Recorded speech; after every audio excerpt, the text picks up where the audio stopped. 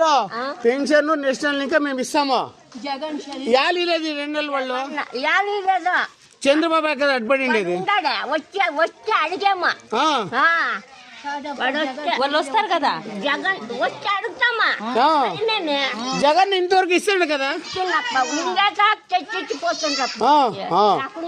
మరి వాడు ఇలేదు కదా. దానికి 1 నెల మాత్రం అంతే ఇంటి దగ్గరకు వస్తారు వాలంటీర్లు. సరేనా?